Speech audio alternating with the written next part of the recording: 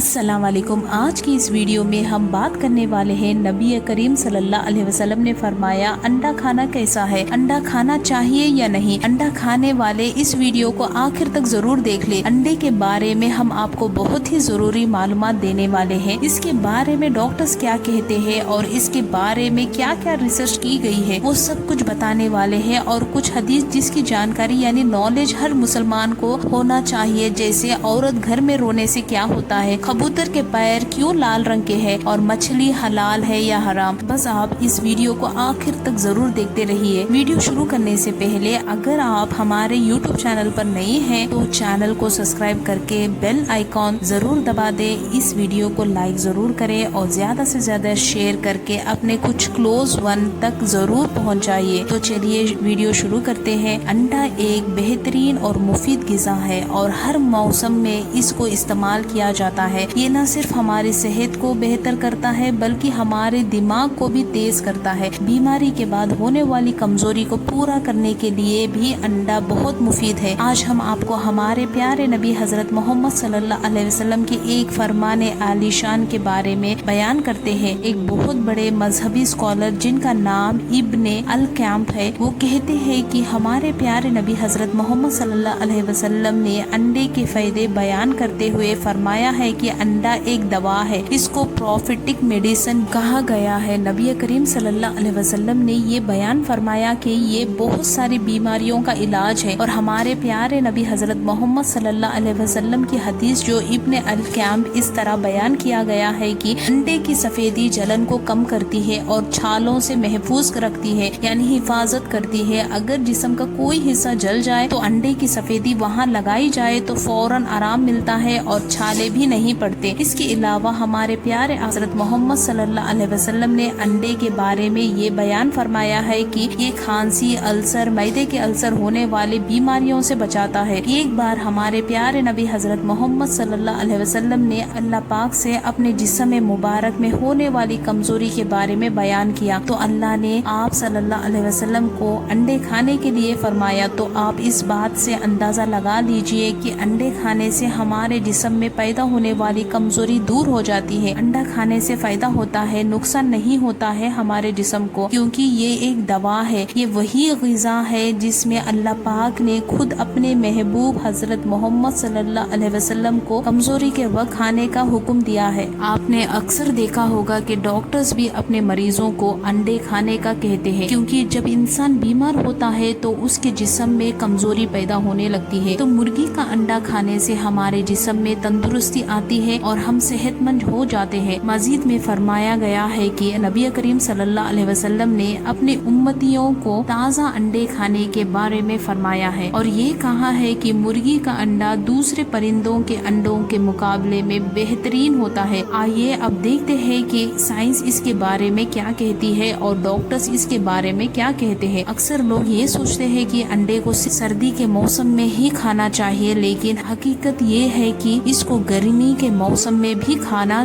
बहुत मुफीद और फायदेमंद है। और खास कर वो औरतें जो अपने बच्चों को नाश्ते में अंडे देती है वो बहुत बेहतरीन किरदार अदा करती है, क्योंकि जैसे कि नबी करीम सल्लल्लाहु अलैहि वसल्लम का फरमान है कि अंडा कमजोरी को दूर करता है, जहन को तेज करता है और आँखों की रोशनी को बढ़ाता है। इसलिए अंडे को हमें खुद भी खाना चाहिए और अपने बच्चों को भी खिलाना चाहिए। अक्सर लोग धूप की तलाश में बाहर निकलते हैं क्योंकि लोगों में विटामिन डी की कमी हो जाती है, और आजकल विटामिन डी की डिफिशियंसी बच्चों में ज्यादा पाया जाता है। लड़के और लड़कियां इससे ज्यादा मुतासिर हो रहे हैं। ये विटामिन डी की कमी से होता है, जिससे हमारी हड्डियां कमजोर हो रही है, और इस कमी को हम अंडे से दूर कर सकते, यानी अंडे को खाया जाए तो विटामिन डी की कमी दूर होती है। डॉक्टर्स कहते हैं कि अंडे को डायरेक्ट आग पर नहीं पकाना चाहिए और ना ही सख्त पकाना चाहिए, क्योंकि पकाने की सूरत में अंडे की सफेदी और जर्दी में जो प्रोटीन होता है वो खत्म हो जाता है। तेज आंच पर पकाने से अंडे में मौजूद प्रोटीन जाया हो जाता है। और हाल ही में एक रिसर्च की गई है कि अंडे को प्रोटीन भरपूर सुपर फूड कहा गया है। ये वो सुपर फूड है जो नाश्ते में खाया जाता है। और सबसे पहले हम आपको हजरत حضرت علی کا فرمان بتاتے ہیں۔ حضرت علی نے فرمایا مجھے دنیا کی 3 چیزیں بہت پسند ہے۔ اس کے بعد ہم آپ کو بتائیں گے کہ حضرت علی نے فرمایا عورتوں پر ظلم کرنے کی کیا سزا ہے اور کبوتر کا گلا اور پیر لال کیوں ہوتے ہیں۔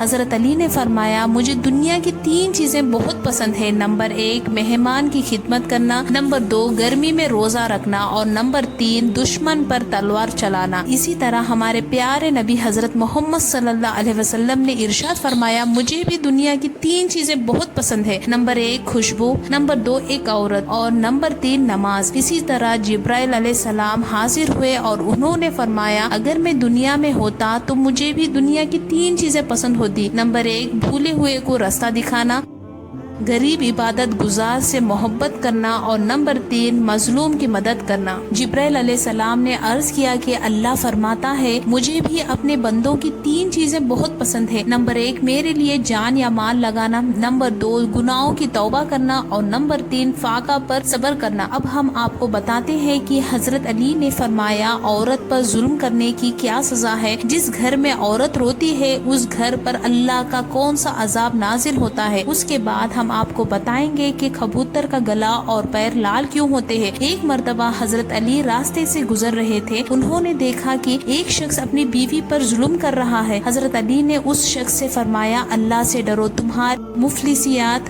پریشانی اور تنگی کا سبب یہ ہے کہ تمہاری بیوی تمہارے گھر میں رو رہی ہے۔ میں نے اللہ کے نبی حضرت محمد صلی اللہ علیہ وسلم سے سنا کہ جس گھر میں عورت روتی ہے اس گھر میں رحمت کے فرشتے نہیں آتے اور یہ اس گھر میں رہنے والے مردوں کے لیے تنگی پیدا کر دیتی ہے، پریشانی اور مفلسیات میں گرفتار ہو جاتے ہیں۔ یاد رکھنا اللہ نے اولاد مرد کی تقدیر میں اور دولت عورت کی تقدیر میں لکھی ہے۔ اگر تم یہ چاہتے ہو کہ تمہارے رزق میں برکت ہو، عزت، شہرت اور دولت دن بدن بڑھتی جائے تو اپنے گھر میں عورتوں کا خیال رکھو، انہیں خوش رکھو۔ اللہ کے فضل اور کرم سے تم عزت، شہرت اور دولت میں برکت پاؤ گے۔ اب ہم آپ کو بتائیں گے کہ کبوتر کے پیر لال کیوں ہوتے ہیں۔ اس کے بعد بتائیں گے کہ حضرت علی نے فرمایا کہ مچھلی حلال کیسے ہے جبکہ ہم اسے ذبح نہیں کرتے، تو مچھلی حلال کیسے ہو جاتی ہے۔ آپ نے دیکھا ہوگا کہ کبوتر کے پیر لال ہوتے ہیں اور اس کے گلے میں ایک دھاری ہوتی ہے۔ کبوتر زیادہ تر مسجدوں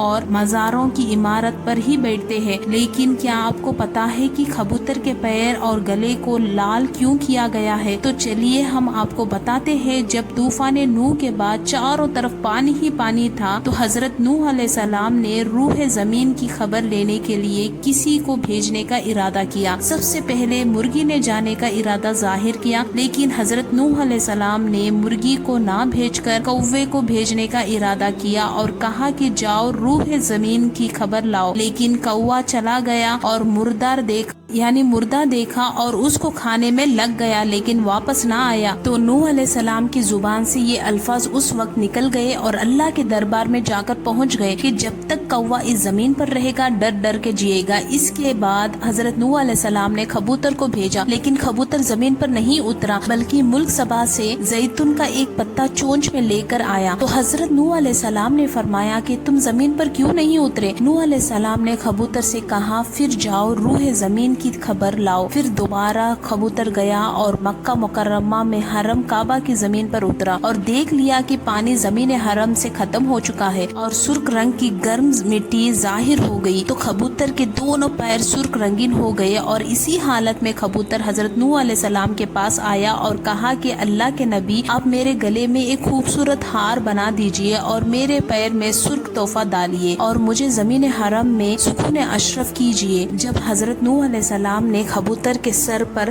دست شفاعت پھیرا اور کبوتر کے لیے ایک دعا فرمائی کہ کبوتر کے گلے میں دھاری کا ایک خوبصورت ہار پڑے اور اس کے پیر میں سرخ لال ہو جائے اور اس کی نسلوں میں خیر و برکت رہے اور اس کی زمین و حرم میں سکونت کا اشرف حاصل ہو، اس لیے کبوتر کے پیر آج بھی لال ہوتے ہیں۔ اب ہم آپ کو بتائیں گے کہ حضرت علی نے فرمایا مچھلی حلال کیسے ہے۔ حضرت علی نے لوگوں کو فرمایا کہ جب بھی کسی جانور کو کھانا ہے تو اسے حلال کر کے کھاؤ۔ اتنے میں ایک شخص اٹھا سوال کیا اور مذاق اڑاتے ہوئے کہنے لگا، یا علی آپ کہتے ہیں کہ جب بھی کسی جانور کو کھاؤ تو اسے حلال کر کے کھاؤ، تو جب ہم مچھلی کو پانی سے پکڑتے ہیں تو اسے حلال نہیں کرتے؟ تو حضرت علی نے مسکراتے ہوئے کہا، اللہ نے حلال کرنے کا حکم اس لیے دیا ہے تاکہ جانور کی رگوں سے خون باہر نکلے اور انسان اسی جانور کو ذبح کرتا رہے تو گلا تو کٹ جاتا ہے لیکن دل تھوڑی دیر تک دھڑکتا رہتا ہے اور اسی وجہ سے اس کا سارا خون باہر آ جاتا ہے، رگوں کا سارا خون باہر آ جاتا ہے اور گوشت خون سے باہر ہو جاتا ہے۔ اگر یہ خون رگوں میں رہ جائے تو جب انسان گوشت کھائے گا تو اسے لاتعداد بیماریوں کا سامنا کرنا پڑے گا، لیکن جب انسان مچھلی کو پانی سے نکالتا ہے تو اللہ کے کرم سے مچھلی پانی سے باہر نکلنے کے بعد تڑپتی ہے تو مچھلی کا سارا خون اس کے منہ میں جمع ہو جاتا ہے اور مچھلی پکڑنے کے بعد جب لوگ اسے کاٹتے ہیں تو اس کی زبان کو نکال کر پھینک دیتے ہیں جس میں اس کا خون جمع ہوتا ہے اور یوں مچھلی کا گوشت خون سے پاک ہو جاتا ہے اور وہ انسان کے لیے حلال ہو جاتا ہے۔ اور وہ شخص حضرت علی سے معافی مانگنے لگا اور آج 1400 سال بعد سائنٹسٹ اور ڈاکٹرز اس بات پر ریسرچ کر رہے ہیں تو انہیں پتا چلا کہ حضرت علی نے فرمایا تھا یہ بالکل صحیح ہے، اور نبی کریم صلی اللہ علیہ وسلم نے فرمایا کہ میں علم کا شہر ہوں اور علی اس کا دروازہ ہے۔ تو آج کی اس ویڈیو میں اتنا ہی، ملتے ہیں اگلے ویڈیو میں، تب تک کے لیے السلام علیکم۔